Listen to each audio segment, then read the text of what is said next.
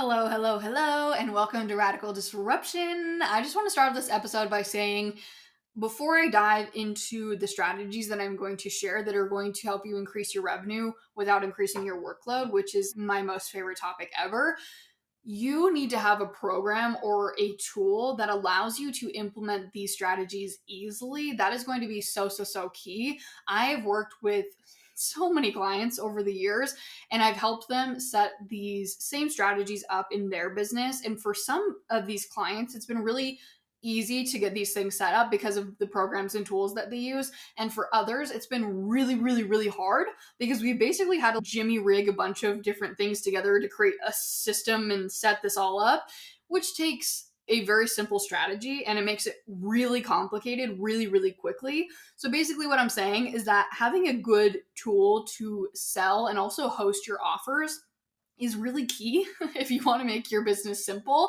and make making money simple. And that is why I use Kajabi. Not only can you do everything that I will share with you inside of this episode in Kajabi very easily, you can also do so much more. So I've left you a link in the show notes to get started with a 30-day free trial and grab a freebie while you're at it. Just for starting the trial, you don't even have to get signed up. You're still going to get the freebie. And again, that's linked down in the show notes. Now, let's dive into the goods. Simple ways to increase your revenue in 2025. But also, these strategies are timeless because I am about building a timeless business, one that's not keeping up with the trends or the algorithms or any of that, because I'm here for sustainability. I know that you're here for sustainability. So these strategies truly are timeless. I've used them for 3.5 years now. They work, and I have 7 of them to share with you. The first one is order bumps. Now, this term, it can mean a lot of different things, and I think different platforms also implement it differently. What I mean by an order bump is when someone goes to purchase an offer, they are presented with another offer that they can purchase at checkout. So for example, if you are going to purchase IG University, which is my membership where I teach about Instagram growth, you will have the opportunity to also add on my email list building course, which is List Building 101. I offer it at a discounted price point, and a lot of people end up adding that on. It's actually a really high converting order bump for me. And it's an easy way for you to make additional money by doing something that you're already doing, right? We're all about that. Not only just doing less, but also how can we better leverage what it is that you're already doing? So you're already driving traffic to that main offer. Now I want you to add a order bump, or some people call it an upsell, some people call it a cross sell, all the same different things, but all different words, but the same thing. That's what I was trying to say there. And I want you to add an additional offer that people can purchase that's complementary to the main offer that they're purchasing. So you don't want it to be so different that people are like, wait a second, why would I add that on? You want it to be a no-brainer add-on where they're like, oh yeah, that makes sense. It's almost, I don't know if the word would be conducive, but I'm going to use that word and hope that that's the right word, conducive to the customer journey. So someone who's purchasing that main offer, and then you present this order bump offer for them to also add on, they're like, oh yeah, that's almost like the next step, or that's a supportive step in getting to the transformation that I want to go in. Now, if you're listening to this right now and you're like, okay, I already have that and that's great, what I want you to focus on is optimizing that. So looking at that order bump and any order bump that you have on any offer, every single offer, in my opinion, should have an order bump eventually. If you're like, that's a lot, I don't have enough offers to do that, then that's maybe a good focus for you next, is to think about how the next offer you might create could be strategically created to not just be a standalone offer, but a really great order bump for maybe another one of your offers. So that's just a little side note there. But if you already have an order bump and you already have them on multiple different offers, optimizing that, right? What is your conversion rate on that order bump? And I want you to get it to at least 2%. If it's not converting at 2%, something needs to be shifted there for sure. Now, if it's already converting at 2%, that's fantastic. What I want you to focus on is getting that to convert now at either 3 to 4%.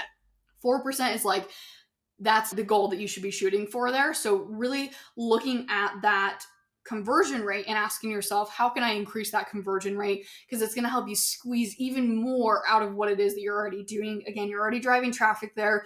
You already have the strategies to do that. You're already spending the time to drive traffic to that main offer. Let's get more out of that by adding in this order bump. Or in some cases, optimizing the order bump that's already there. Now, the second thing that you're going to do, second strategy to make more money from what it is that you're already doing, is you're going to add in multiple payment types. Every platform is different here. Inside of Kajabi, they make it so easy to do this. In Kajabi, I have the ability to do Stripe, PayPal, and which Stripe is just your typical debit credit. And I can also do Klarna. I also do have Afterpay. I also have Google Pay, and I also have Apple Pay. I don't remember how many that was, like 5 or 6 different payment types. The reason why you want to do this is because it makes it so easy for people to pay. Okay. I don't know if you ever have had Apple Pay set up. If you have an iPhone, I actually had to take Apple Pay off of my phone because it made it so easy for me to buy things that I was basically not even thinking about buying things. And I know I should not admit that out loud, but that was the case for me. I literally had to take Apple Pay off my phone because I was just like, oh, this is so easy. I don't even have to grab my card. And so it takes the resistance out of paying for something. So instead of someone being like, oh, I'm just going to wait until, I have to go get my card. So I'm just going to wait. And then they probably don't even end up buying, right? Or they forget, or they buy later on. It's so easy for them to buy right then. Okay. And I'm just not just saying Apple Pay specifically, but same thing with Google Pay, same thing with adding in PayPal. You want to have multiple payment options for people types. I'm not talking payment plans. I'll talk about that here in just a second, but payment types, Stripe, PayPal, Google Pay, Apple Pay, Klarna, AutoPay. That's not what I was talking about. Afterpay.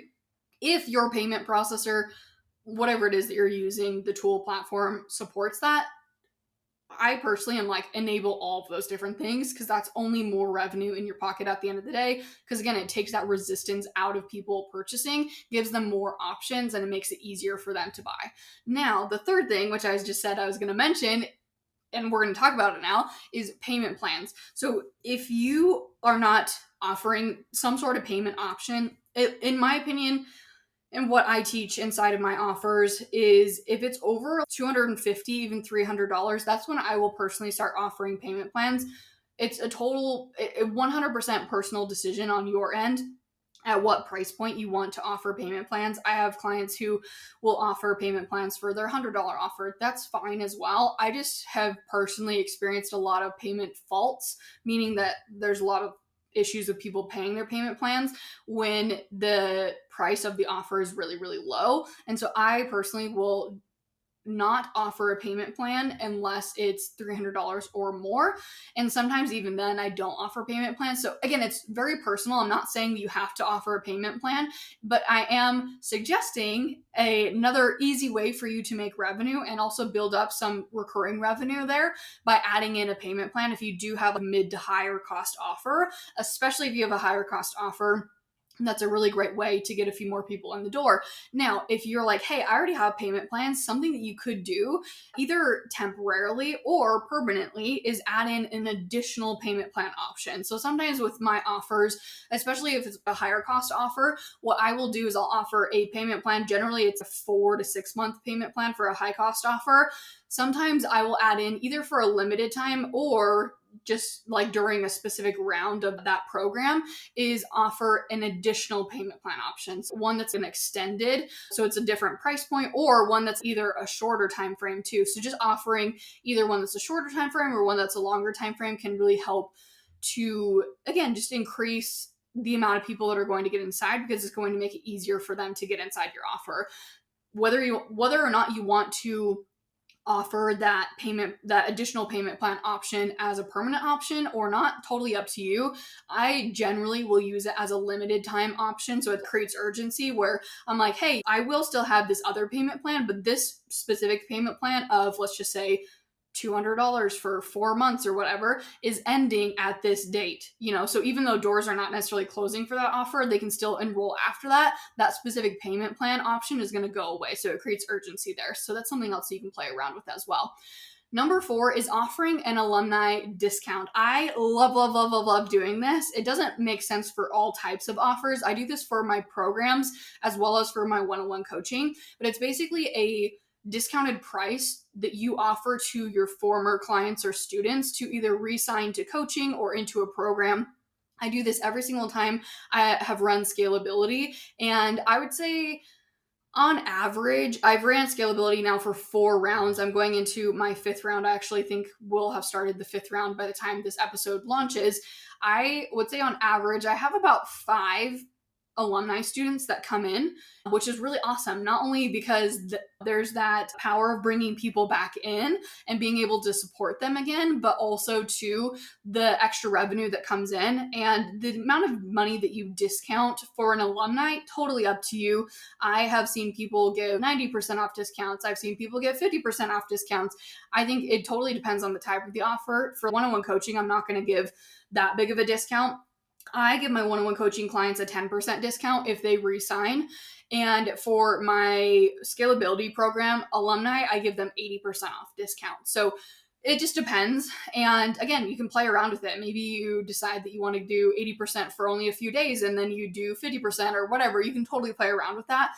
But you're already having created that program and you already know that those people love your offer, right? They already invested in your coaching or your program or whatever it is that you're selling. So why not invite them back in? Even if they have a membership, that's something else that you can do too. Just send out an email to all the people who have enrolled and been like, hey, I see so much value in you coming back. Here's why it's valuable for you to come back. And I'm going to give you a discount for doing so. And I don't know, I've just loved it so much. I love my alumni who come back into, of course, my coaching, but also my program as well. Number 5 is adding a late fee to defaulted payments after a certain amount of time past due.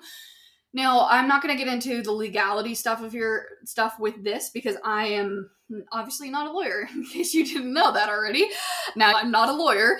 I just think, though, that there's a lot of power in adding in some sort of late fee there. I think I should know this off the top of my head. I'm pretty sure mine is a 10% late fee if it's 4 days past due after I think there's 4 attempts, maybe 5 attempts to take payment, and then there's a 10% fee or something like that. I can't remember off the top of my head. But having some sort of system there where after a certain amount of time past due, and I'm not talking like 1 day after past due, I think that that's a little much. Like, give people some grace there. Sometimes they just need to update their credit card because they lost it or their kid lost it. Like, that happened to me recently. That's why I'm saying that specific example where I had to go in and update my card for a bunch of different things. But I think for mine, generally ends up being after 14 days, there is a fee that gets added to that. And so that is a very easy way for you to have additional revenue. Obviously, I hope you don't have defaulted payments, but truth is, it happens in business. It's going to happen to you if it hasn't already. So just have that set up, and that's a very easy way to make additional revenue there. Number 6 is to add in a higher or a lower tier to an offer. So thinking like a membership or a program where they get either more or less support. So to give an example of how I could set this up for IG University, inside of IG University, the monthly is, and I'm just going to talk about just strictly the monthly just to keep things simple here. The monthly is $97 a month.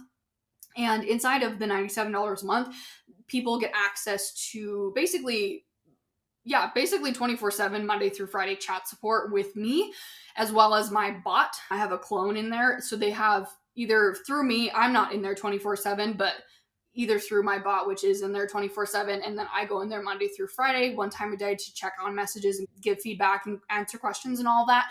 That's for the $97 a month. So I could take away that aspect of the membership and people just get access to the trainings. And I could create a lower tier where people just get access to the trainings for, let's just say, $47 a month. But if they want the support, then it's $97 a month. And the thing here is that's not really, that's nothing that I have to create on my end because I'm already creating the trainings. The membership already exists in the way that I was just talking about. So for me to take away support and just offer a membership where it's just the trainings, I'm already doing the work for that, right? And so that would be a really easy way for me to make additional revenue. If someone's like, hey, I don't care to get your feedback and questions answered or whatever from you, again, no offense there, but then they would like the $47 a month, right? Where they get the trainings and maybe they join for the $47 a month. They're like, actually, I do want the support. And then they end up upgrading, right? Which is powerful as well. And so that could be one way that you go about doing things. And that was just an example for a membership. I often see this in programs though, where the program is, let's just say 6 weeks and they get X amount of live training support. But if they want additional support, either maybe it's 8 weeks of support, or maybe they want to add on a one-on-one coaching call, or maybe they want to add on, I don't know, additional trainings throughout the program, which are group offers, right? You don't have to do this individually, but are group offers, that could be a higher tier to an offer. Now, of course, adding in more support, whether that's one-on-one or group calls, is going to be more work for you versus taking away support and offering something that's a lower tier offer. But just throwing that out as an option there for you. And it doesn't have to be support either. Support is just a really good, easy one for me to give an example. It could be you take away trainings. Maybe they don't get access to some sort of bonuses, or maybe they don't get access to, maybe they only get access to the core trainings and not any of the supportive training. I don't know. Just throwing out examples there. Hopefully you're picking up what I'm putting down. All right, 7, and lastly here is to bundle a few offers together, but for a limited time. You already have offers, and it could be any type of offer. It doesn't have to be specifically a bunch of offers that are, mid-ticket on the same topic. It could be, if you're like, hey, I have a low ticket, I have a mid-ticket, I have maybe another mid-ticket, and then I have this one offer that's like, I offered for free in the past, but I actually don't sell it anymore. Bundle all those together and sell them for a limited time. You already have the offers. You already took the time to create those offers. The only time that it's going to take you to be able to promote that is just putting it together into the actual checkout page, which Kajabi makes it so easy for you to do that if you're looking for an easy program to implement. And then, of course, just whatever the marketing is to sell those offers, which you're probably already selling offers on a day-to-day basis anyways. It's just marketing different offers, which, again, different meaning you'd market your bundle of offers versus whatever it was that you were normally marketing on a day-to-day basis. So those are 7 ideas for you. I hope that gives you a lot of different ideas of just leveraging what it is that you're already doing and finding more ways to make more money without increasing your workload. And a lot of these can be tweaked and played with, right? The examples that I gave you, you don't have to implement them in the exact way that I gave them. For payment plans, you can play around with a bunch of different ideas with payment plans alone, or defaulted payments. Maybe there's another way that you can implement that same concept in a different area of your business. So just getting creative with that, and even asking ChatGPT and being like, hey, I have this idea, I'm not really sure how to implement it, or here's my business. How can I get more out of what it is that I'm already doing? Because that is how you scale in a sustainable way, is not by asking yourself the question, how can I make more money? How can I make more money? It's how can I do what I'm already doing in a more efficient way? And how can I make more money from what it is that I'm already doing? Those questions are so powerful. That's what's going to help you to scale sustainably. And also these 7 things that I just talked about here, which I hope have been helpful.